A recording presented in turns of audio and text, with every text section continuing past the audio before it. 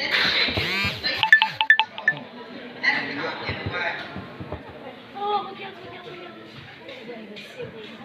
And when he starts to shear the sheep, he'll start by removing the belly wool first. And once this belly wool has been shorn off, it is kept separate from the rest of the wool because it requires a different processing. And the reason for this is the sheep that lies down on its belly and picks up a lot of rubbish from the ground, mainly vegetable matter, grass seeds, herb and prickles, which are hard. Mahama to.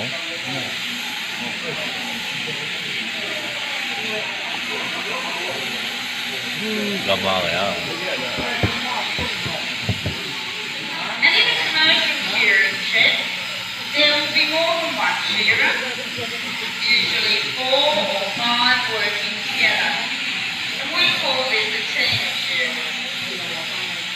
They will start work at 7:30 in the morning, they work for 2 hours, then have a break, work for another 2 hours, and so on for an 8-hour day.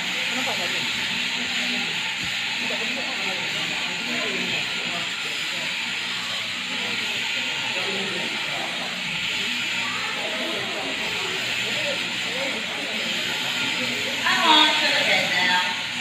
And when he shears around the sheep's head, you must be very careful of the eyes and the ears and the neck. The neck is the most difficult part of the sheep to shear.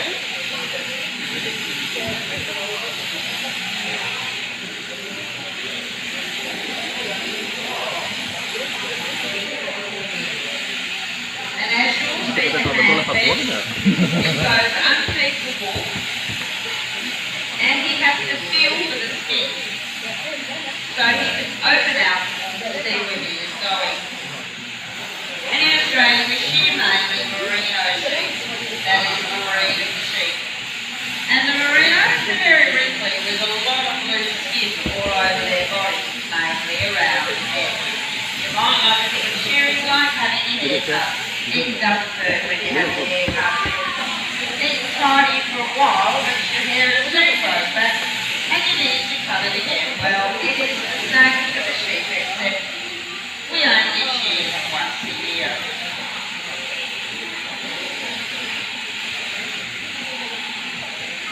Now, this part of the shearing is called the long flow, a flow being the stroke of the handpiece. And this is the longest flow that a shearer can do on a sheep. One end of the sheep to the other. So he can get a lot of wool off very quickly when he does the long flow.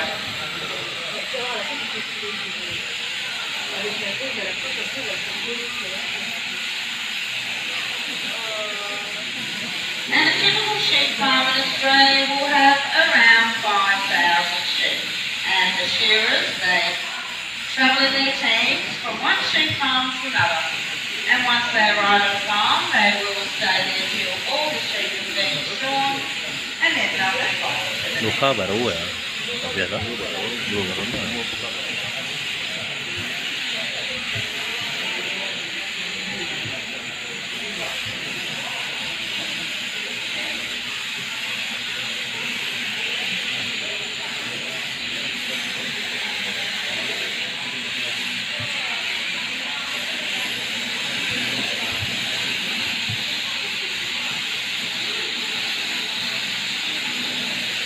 And this last side of the sheep is called the whipping side.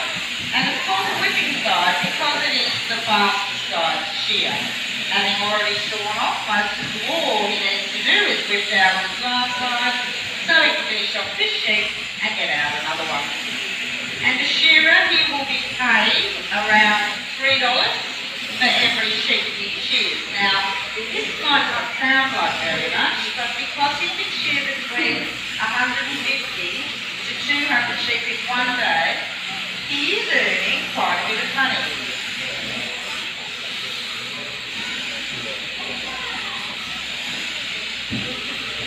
And there we have a lovely clean small sheep. Well done, Greg.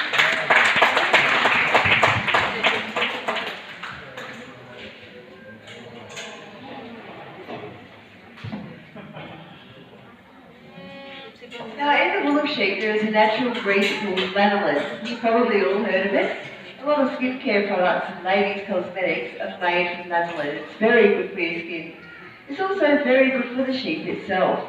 Immediately after a sheep is shorn, it will produce a very large amount of lanolin that will cover its own body in grease. And this protects it from the weather, keeps it warm and dry.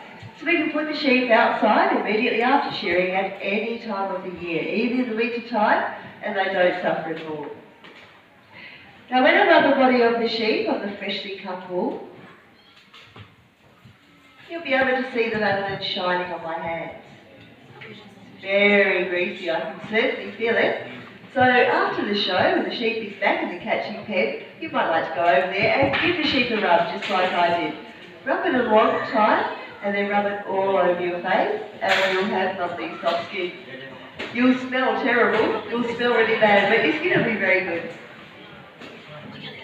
Now this pile of wool is called a fleece, and there are workers in the shearing shed called the rouseabouts.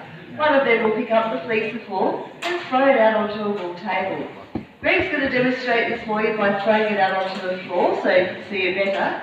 Just imagine that we have a wool table here.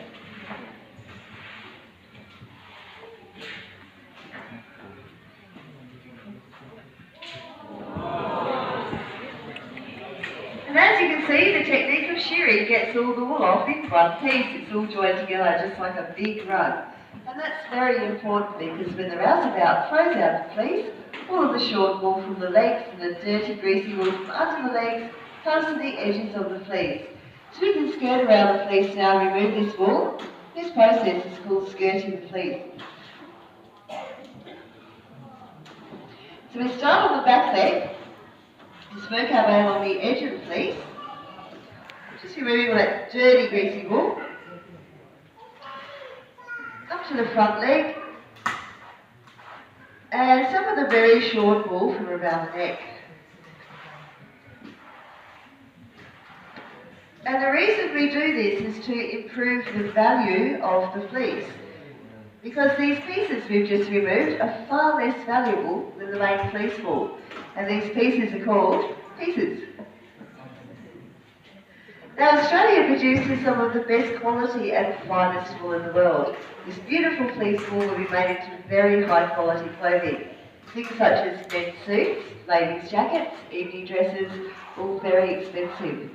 This is how much wool a sheep will produce in 1 year. It's about 5 kilos. That's enough wool to make 3 complete men's suits. If you were to buy those suits, they would cost you over $1,000.